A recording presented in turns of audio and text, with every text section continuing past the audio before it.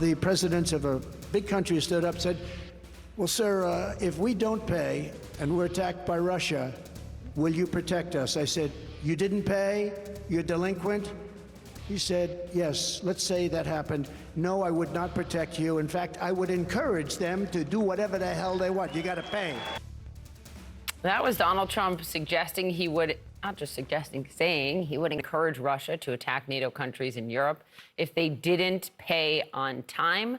In funding NATO, the White House has responded to this, saying it, quote, is encouraging invasions of our closest allies by murderous regimes. It is appalling and unhinged.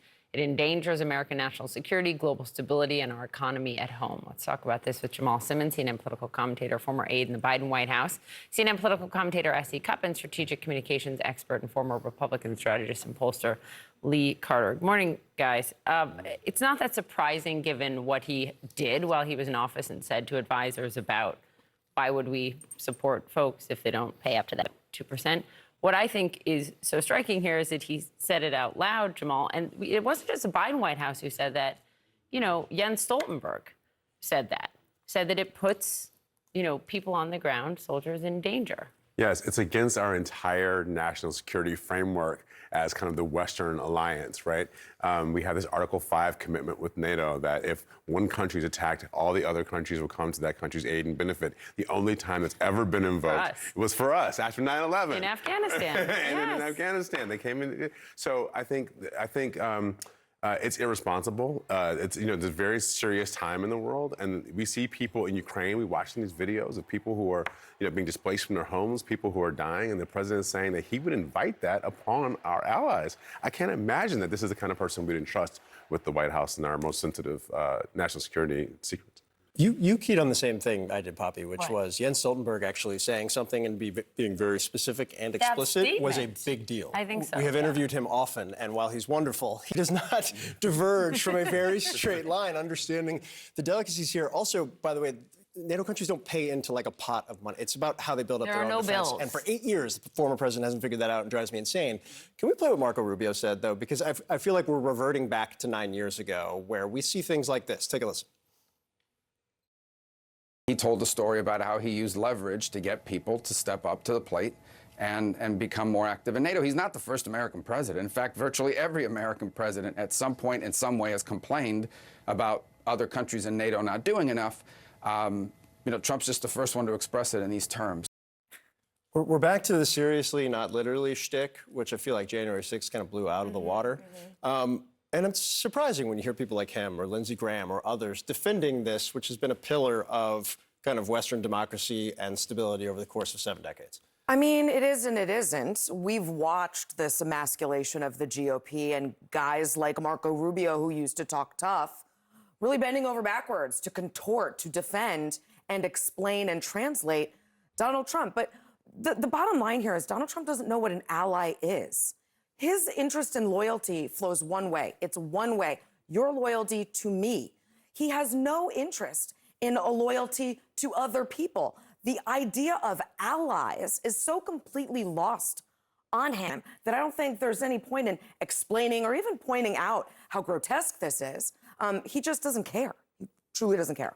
Lee, can you talk about how this plays with a Republican base? So I think this is one of the things that it's like, it's not what you say that matters, it's what people hear. And on one side, you hear you're offended, you're horrified, all of the things that we've just discussed. And then if you're a support of his, you think, this is a tough guy and he's a fighter and I like it.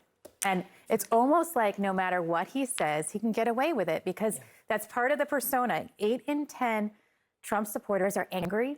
They don't like the way things are going. They want somebody who's going to go down to Washington, D.C., back in the White House and blow things up. And that's exactly what he's suggesting with statements like this.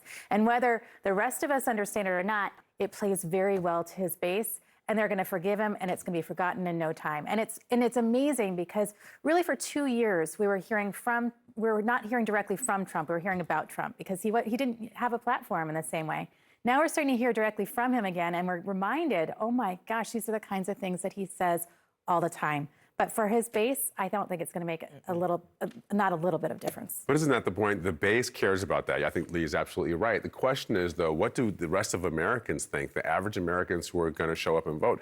I mean, Republicans, my entire life, even as a Democrat who was fighting campaigns against Republicans, the entire life, the Republicans were strong on national security, strong on defense. Yeah. Democrats were always trying to prove that they were as tough as Republicans so that they could have a shot at it, right? That's not what this is. No. This is a president saying, we're done with it. Like, that's not what we do anymore. Rubio can say that, but he was the main voice, was he not, and pushed behind ensuring that Congress has to. He was the Republican sponsor. Right, that a president cannot just pull the U.S. out of NATO. It has to be Congress. So he can go on TV and say that, but then what he did behind the scenes was to ensure that Congress has to weigh in. Right, he understands that it's a threat. But this is the really amazing trick that Donald Trump has managed to pull off. First, he managed to get conservatives to stop caring about conservatism. Then he got Christians to stop caring about, like, scripture, the Bible. What would Jesus do? Now Jesus is woke. He got Republicans and Americans to stop caring about America and what democracy should mean. And in this instance, he got, the patriotic, military-loving far right to stop caring about national security and to stop caring about our servicemen and women, our troops. I mean, it's a feat what Donald Trump has done to the right in this country in a very short period of time. Lee, can I pull on that a little bit? Because NATO is kind of like the perfect capture of Trump's talent, right? You don't really understand how the payment process works. You don't understand how other countries. No, I'm saying that I'm not mocking or being dismissive. You don't understand why it's benefited. You've never seen it if you're in your day-to-day life necessarily. So that's ripe for him to take advantage of. Attacking Nikki Haley's husband, who's currently deployed, that feels a little bit different, but lines up with that. This is what he said. Where's her husband? Oh, he's away. He's away. What happened to her husband? What happened to her husband? Where is he? He's gone. And this was how Nikki Haley responded. Donald, if you have something to say, don't say it behind my back. Get on a debate stage and say it to my face. If you mock the service of a combat veteran, you don't deserve a driver's license, let alone being president of the United States. Now, again, he's deployed. The commander-in-chief confirmed as much when he tweeted in support of Nikki Haley. He's serving. And her husband serving. But does that have an... That's different than NATO. That's personal. It's very different, NATO, and it is personal, and you would think that it would have an impact. I don't think it will. I mean, this is the man who could go after John McCain, a war hero, and have no repercussions. I think there's going to be very little repercussions. And the question really is, was he saying this with a memory gaffe? I mean, if Biden had done the same thing, people would say, does he even know what he's talking about? This is it's an unbelievable statement that he made.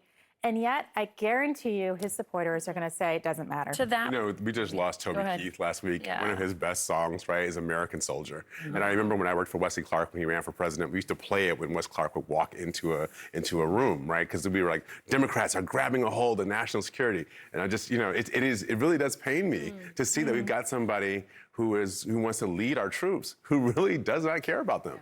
Essie, to that point, Jake asked Marco Rubio about this in a really good interview yesterday, and reminded Rubio and the audience that when Trump said those things about McCain, that Rubio had called that disqualifying. Right. But his answer yesterday to Jake about what Trump said is, I think they're part of an increasing nastiness of this campaign. That's exactly what I mean. There would have been no stomach for this in the Republican base to go after a man who is serving our country. Whether you're mocking or you've just forgotten, whatever the point of that was, there would have been no appetite for that. And it would have been disqualifying to attack a man who's serving our country and, by extension, all American men and women in service. But this party doesn't care anymore because Trump is so indifferent to service. He doesn't understand public service. He doesn't understand the role of it. The presidency was really to line his own pockets and consolidate power and an ego trip. So none of this, he doesn't care about any of this. The crazy thing is he's conditioned the base not to care either. Not just the base, Republican lawmakers who used to stand up for things like that. Thank you.